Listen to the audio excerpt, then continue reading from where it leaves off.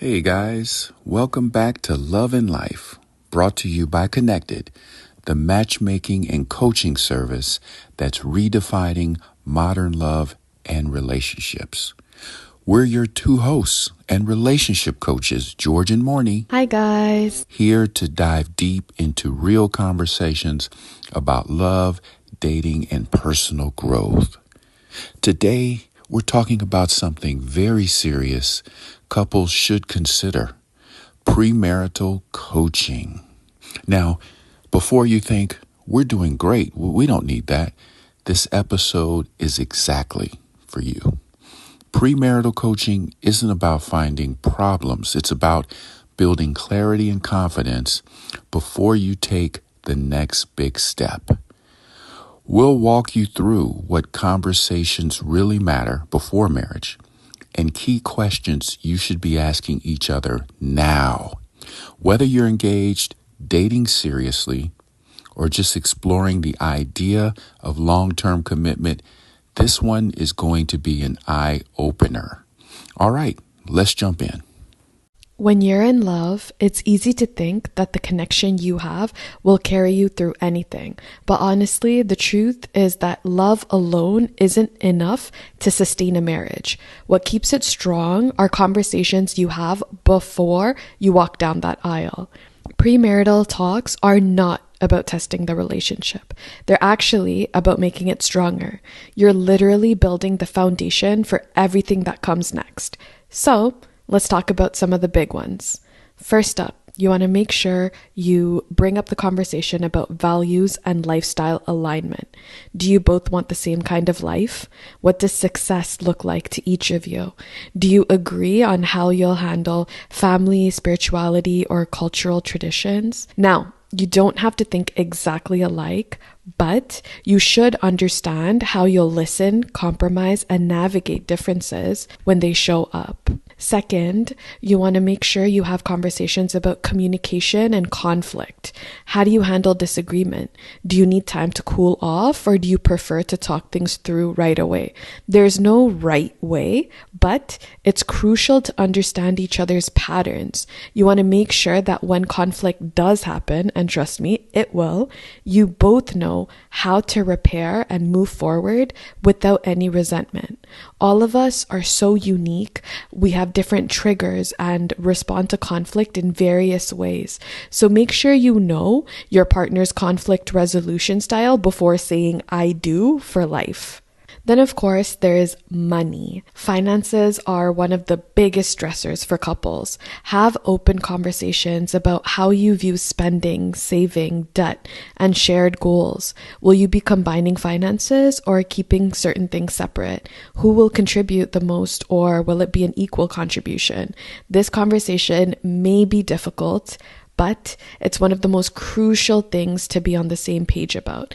Get clear early, because money conversations are uncomfortable, but you'll be glad you had it in the long run. Next, we have family and boundary conversations. Marriages often come with extended family dynamics, whether that's parents, siblings, in-laws, especially in culturally tight-knit communities. So talk about how much involvement you want from family in your lives. Discuss what holidays and decisions will look like in the future. Consider how you will lay down boundaries with your family once you become a married unit. These things can seem small, but they will be major stress points if it goes unspoken. And lastly, you want to talk about vision for the future.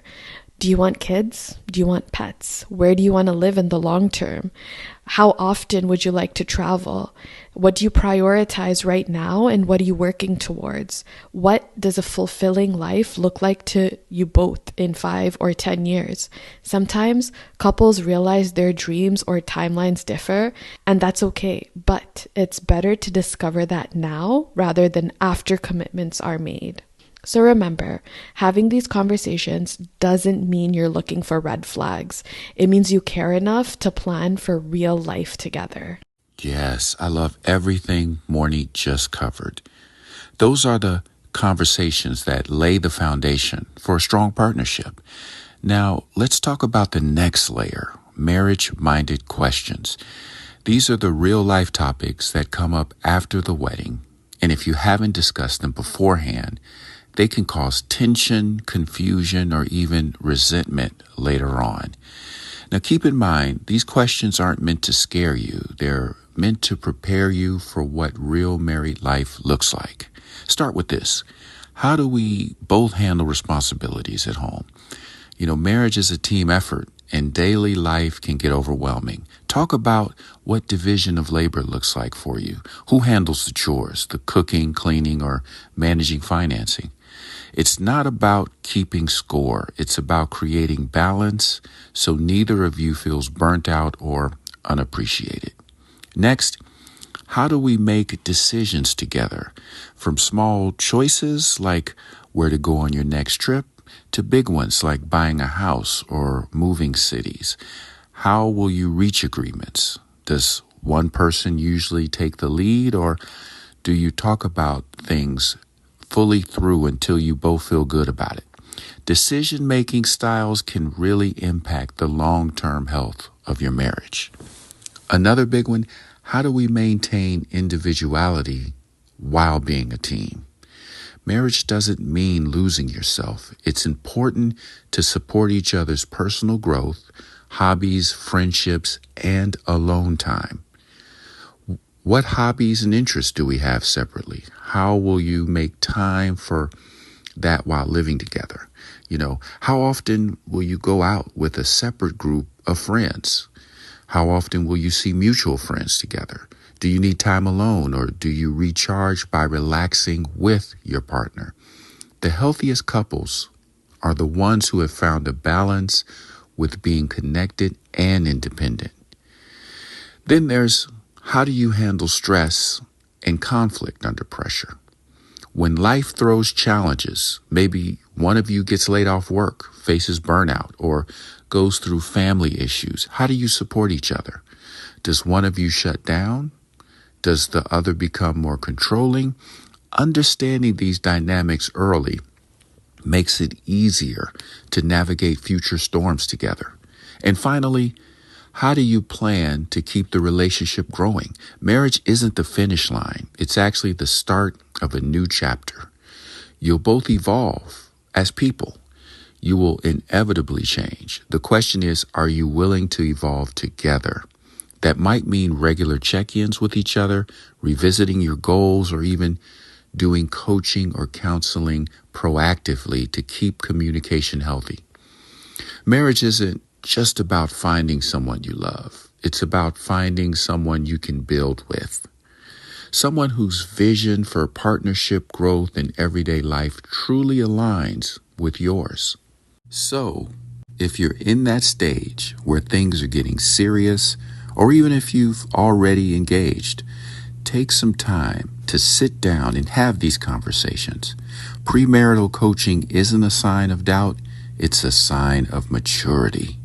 It shows that you're intentional about building a marriage that lasts. And if you'd like a little help starting these conversations, we've got you covered. We're hosting a free group coaching session all about premarital coaching, where we'll break down these topics, share conversation prompts, and help you understand your partner on a deeper level. You can sign up on our website or email me at george@connected.com. Our website's www.connectedwithay.com, CONNECTYED. Thanks so much for tuning into Love and Life. Don't forget to subscribe, share this episode with your partner, and keep growing in love together. Catch you next week with another exciting episode. Bye, guys.